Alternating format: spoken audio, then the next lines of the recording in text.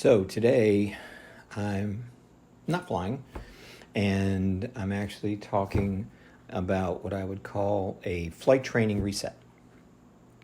And what I mean by that is if you've tuned into any of the videos that I've been posting over the past year and a half, you know that I've been taking flying lessons, and for a number of reasons, which I'm going to share, I have put that process on hold while I look elsewhere for a new flying school. And the reason I wanted to make this video is because I wanted to kind of share some of the information that I've learned in my re-examination of what to look for in a flying school and what to look for in a flight instructor. So I'm going to start with flying school first. And the reason I want to talk about that is because that's pretty much where you start the process, because you are the only instructors that are available at that particular flying school. So we have to start with the flying school first and then decide what it is that we want to look for in a flying school. And initially, I learned the hard way that my preference was to find a flight school as close to my home as possible so I could just kind of hop in the car, get to the airport, and do my training and then get home. Especially since I work full-time, and trying to work it into my schedule was not that easy. So because my hours are somewhat flexible where I can work late in the day, I could do my flight lessons in the morning. That seemed to make the most sense to me. And I've had to rethink that for a couple of reasons. It turns out the airport that is very close to my house is a large airport. It's Class Charlie, and it's growing. It is a very fast-growing airport. And mornings, which is the best time for me to be able to fly, were also a very busy time for this airport, meaning that the airline jets are lining up, and they can say that they're going to work you in as much as they can, but the reality is they have set times to take off. They are a business. There is money riding on whether or not they take off on time or not, and what you end up doing is waiting on the sidelines for these jets to take off.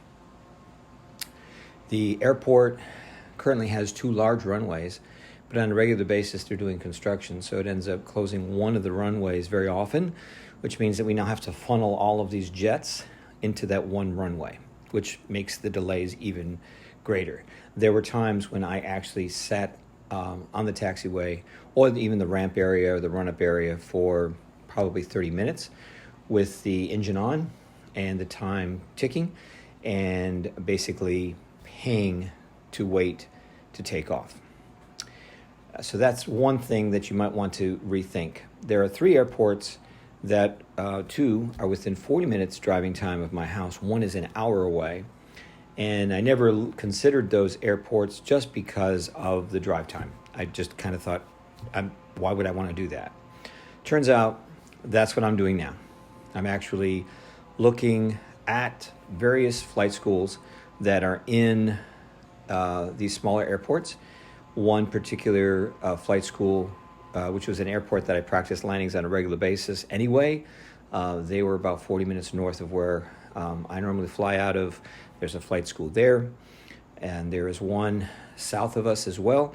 In addition to a flight school, there's also a flying club, and then there's another one that is 60 minutes northwest of us, and that one in particular, much less busy airport.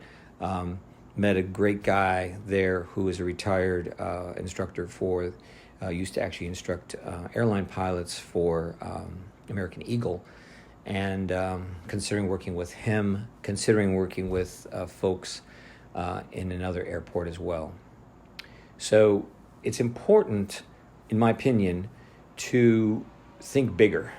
If you're about to make a decision, don't go with just what's convenient. Don't go with the flight school that is closest just because it's close. I also realized that over time, the rates at the flight school started to go up. Was not notified that that was happening, and also different surcharges and things were being added. Again, nice people, don't really have any problems about that. I'm going to make a separate video on choosing the right instructor.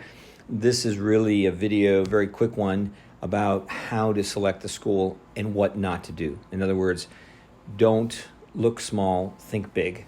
Think about the area around your airport that may be smaller airports, airstrips, where there is a club, where there is an actual flying school that might be a smaller operation, but the benefit is you're driving 40 minutes instead of 20 minutes to get there, and you're spending more time in the air because obviously once we flew to some of these airports that I would actually drive to learn, we'd have to fly back, and flying back, a lot of times they would vector us in, or basically the traffic was so heavy that we would have to fly vectors around the airport before we even got into the pattern, just to kind of bide our time and get in line with the jets that were about to land. So there are negatives to a flight school that is located at a larger airport, and I just wanted to share that, guys, with you guys. So don't make your sphere of consideration small. Think bigger. Think maybe I'll drive twice as long to get there, but when I do get there, instead of an hour lesson, maybe I can do a 2-hour lesson, get back in my car, get back home. And if you think about the amount of time that you're actually learning, it's probably going to be more time.